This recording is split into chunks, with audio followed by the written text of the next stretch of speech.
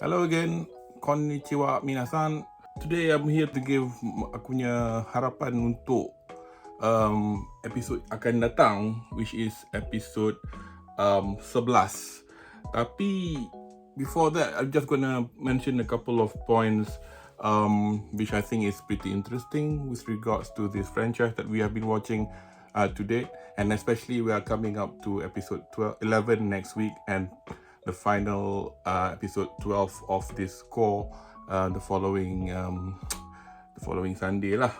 So basically, just to quickly mention that episode 10, the one that we've just seen, Dodgeboro Daisakusen, the Great Dodgeball Plan, is based on chapter 15 from volume 3, and what I've mentioned before in bedah untuk episod 3 hingga 6 about the day in the life of Harry Henderson. Now that was the first 4 minutes of this episode, and that's taken from a short 6-page chapter called Short Mission Number 4 from volume 6. So pretty much, as I said before, gives you a rough idea what Harry Henderson does every day before school starts, and it provides a nice segue into the actual chapter that we've seen where the kids play dodgeball. And also, like episode 5 hari tu, yang where they went to the castle to do that little game for Anya with all the spies from Westeros, the studio cleverly embellished the chapter this time. Parts not in the manga that was included in the chapter, also obviously the extensive training regime that Anya undergone with Yor, as well as the training that Damien undergone with his goons, as well as the bit where you get to see Bill Watkins meeting his father in the park, showing how he trained. That's not in the manga at all. So this was done by the same director who did episode 5, which was Takahashi Kenji. And kalau kita tengok the way that they are treating this franchise, I think we have nothing to worry about in core 2 or even beyond, hopefully. And if you think 6-year-old Bill Watkins sound familiar, he's voiced by Yasumoto Hiroki, who is the seiyuu for Bleach's Sado Yasutora. So there you go. I mean, familiar voice, deep sounding Sado.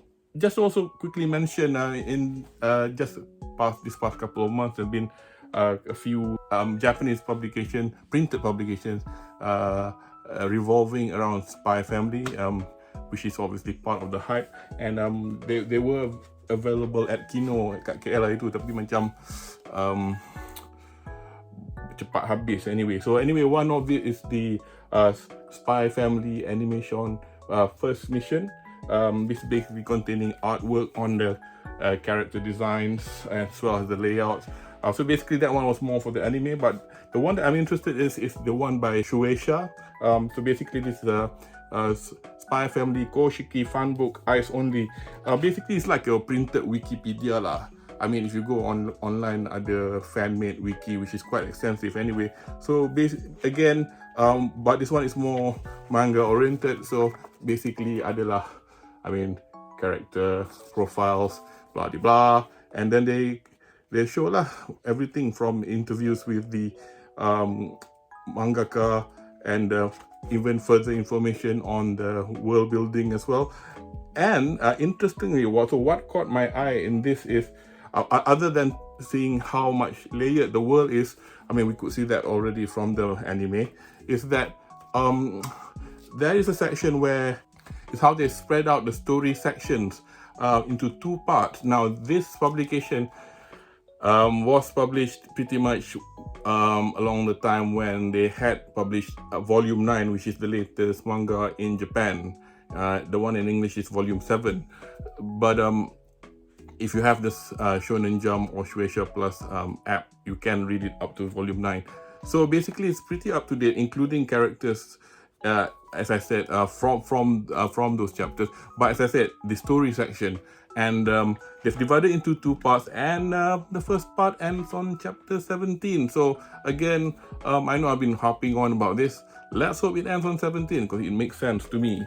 Another thing that I thought was quite interesting was that they had other mangaka contributing like little artwork, and this one is by Isayama Hajime, pretty much the mangaka for Attack on Titan. There are a few other mangakas, unfortunately I tak kenal lah siapa dia orang. So, just a final word, harapan untuk episode 11. At the end of episode 10, ada the next mission punya snippet kan. The title was on that. I'm not sure if the panel has discussed the title yet. I'll not say it, but it is somewhat ominous.